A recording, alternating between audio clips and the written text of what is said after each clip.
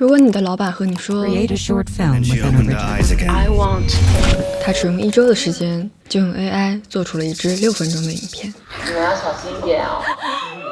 那么你表面镇定之后，心里肯定会开始思考：我要被裁了吗？我们会不会是公司最后一批员工？带着同事们悬着的心，我决定当面和老板兑现。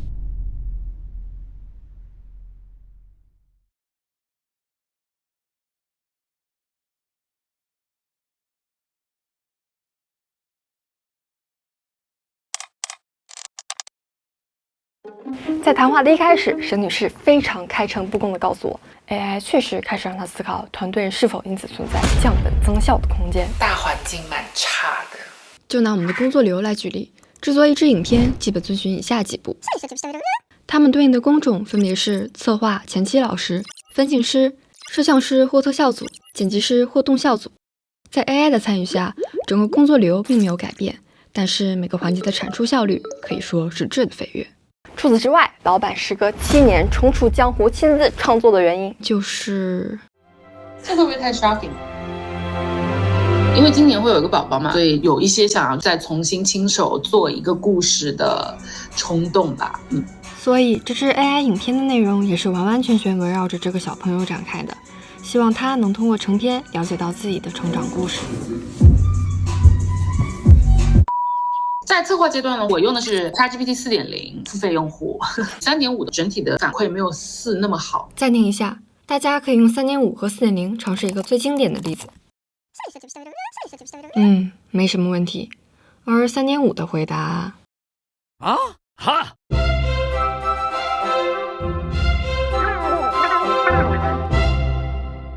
它用起来其实就很简单嘛，最考验你下 brief 的能力，行业内叫 prompting， 就是传递你的需求。最直接的方式就是设定背景、布置任务、具体的要求。这个小朋友是通过精子银行创造出来的，所以他没有一个传统意义上的所谓父亲，是希望通过一个故事知道自己是怎么诞生出来的。接下去呢，我给了他一个视频参考，与此同时呢，这位父亲的个人陈述都丢给 ChatGPT， 他做的工作是整合所有的信息，这是一个什么样子的人，拎出来他的故事线，理解在语言上面大概什么样子的痛调，以及给到一个创意呈现的方案。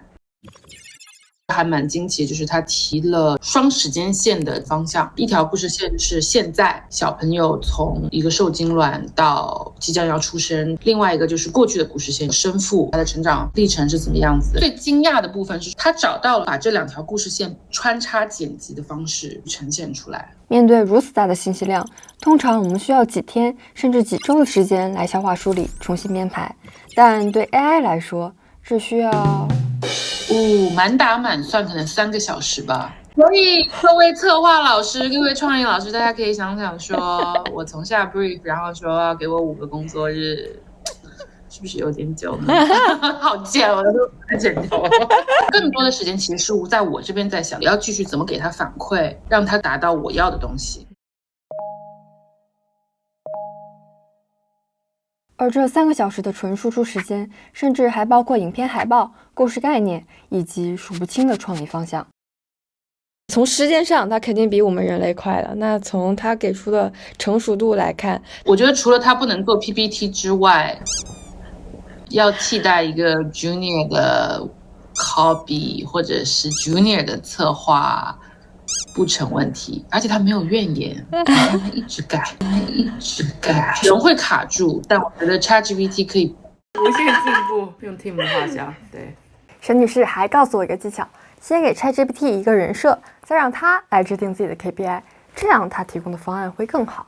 比如，在让 ChatGPT 给你制定一份旅游计划之前，可以加上你是一个经验丰富的导游，擅长寻找小众但有趣的景点。等他给出回应之后，继续问你觉得一份令游客满意的旅游计划应该满足哪些条件？然后再让他自己比对优化方案。你觉得你制定的旅游计划满足之前那些条件吗？请继续优化它。当然，别忘了鼓励他。你可以试一下写说，这个创意实在是太棒了，这个实在是太赞了，而不是说你是什么烂货，你给我重写。就是你可以想象说，如果你的老板这么跟你讲说，你也不想要好好的写东西吧。的确，已经有实验测试表明，在多数情况下，更多的情绪刺激会让大语言模型输出更优质的结果，尤其是积极的词汇，这真的是跟人性共通的。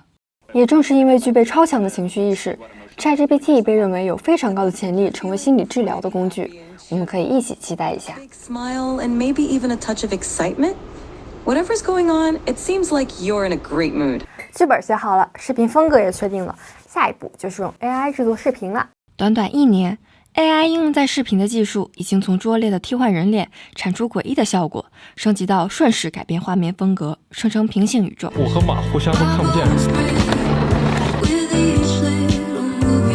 甚至 OpenAI 研发出了只要输入一段文字就能生成一段视频的文生视频工具 Sora。然而 Sora 目前还是没有开放公测的。做纹身视频这件事情非常非常的贵，就是他们成本很高，所以它无法开放大量公测。第二个是它还有一些技术上面的问题没有解决，所以它不想太早的开放全面公测。对，所以我这次大部分的画面其实是用 Runway 做的。做的怎么样？有非常多的翻车。就跟他讲说，我想要一个医生摸着孕妇肚子在听超声的手部特写，结果他就给我做了这么一个丑东西。我不知道这里面有多少根手指头啊，他这是手还是脚，我已经无法分辨。第二个是你的咒语如果写的太细，比如说你去给他加了太多的修饰词之后，他反而会不知道说这里面什么是重点。最好的方式其实是给他一个很粗很粗的 description。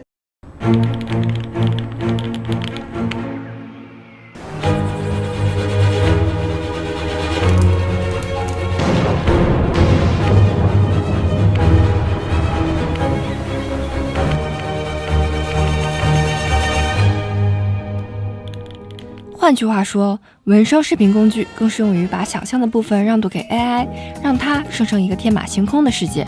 如果你有一个非常明确的、极其贴合现实的，甚至亲眼见过的场景想要复原，那我们的建议是，纪实内容的话，我还是会选择自己去拍。如果你说我没有实拍条件，只能用 AI 来还原重现，那最好绕个路走，先文生图，再用图生视频的方式去呈现它。我觉得现在文生图和图生视频的成熟度都要远远高于直接文生视频。有的人的咒语要写这么一大段描述，越细越好，它真的能够出现一些非常非常好的效果。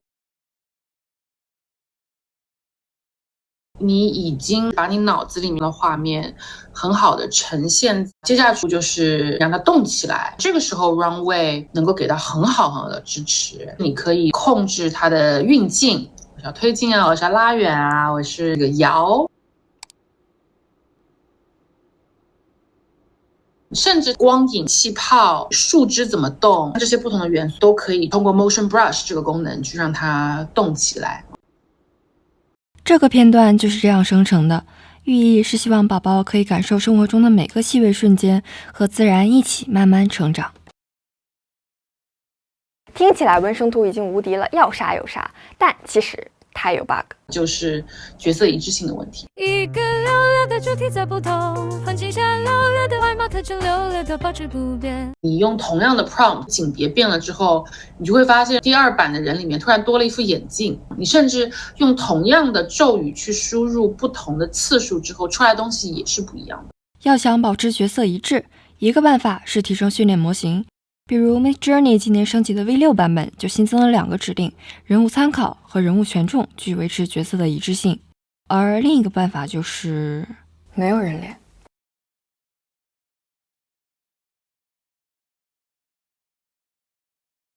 黄色的气球你稍微有一点点变化，它还是一个黄色的气球，所以它在还原现实世界上面是有一个巨大的 gap， 但是它在你去构建一个你想象中的世界的时候，是一个很好的 co-pilot。得到了一段视频素材后，就可以进入最后的剪辑阶段了。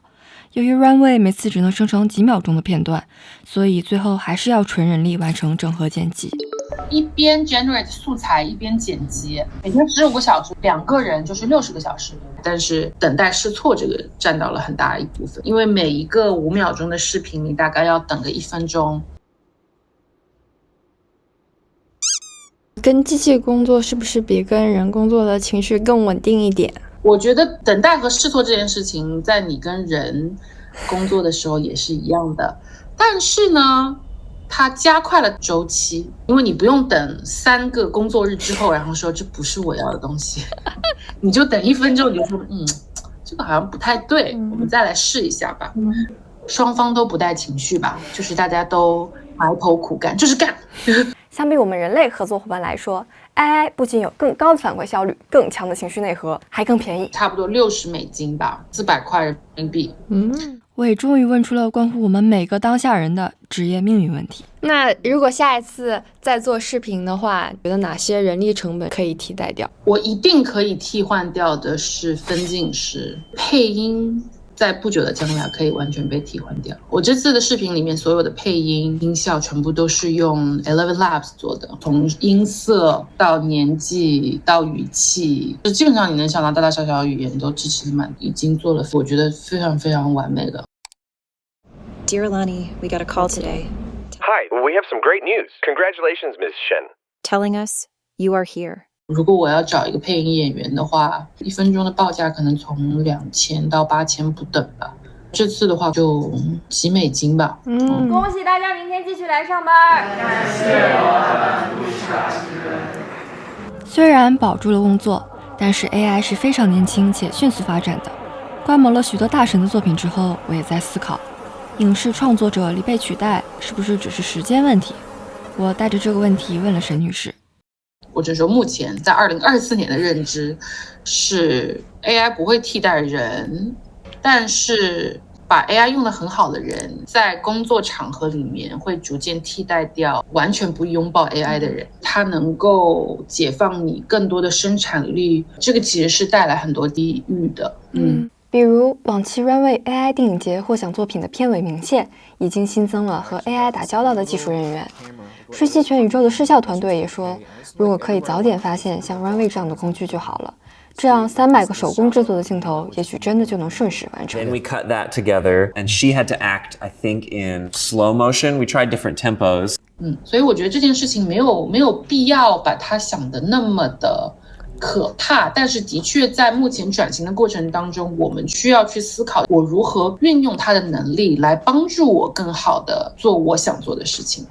和 AI 协作，为真实的画面锦上添花，为演员的表演增添情感表达，把繁杂的工作交由 AI 处理，每个人都能轻松地塑造出心中的梦幻世界。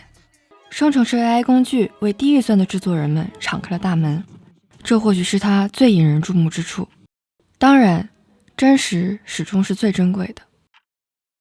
恭喜我们在本次人机 battle 中获胜！如果大家对 AI 影片还想了解更多的话，可以搜索这个网站，上面有非常多优秀的作品。记得在远程聊天的时候，我问过沈女士，你觉得人类最无法被替代的地方有哪些？我们能够不断的给反馈和问问题，但 AI 不会反过来问我们问题。很多时候共同创意的过程当中，我更喜欢的是对方再抛给我一个问题，然后我想好问题，你让我想一想，缺少一个你 challenge 我的这个过程。当然也有可能是因为现在有一些安全上面的考量。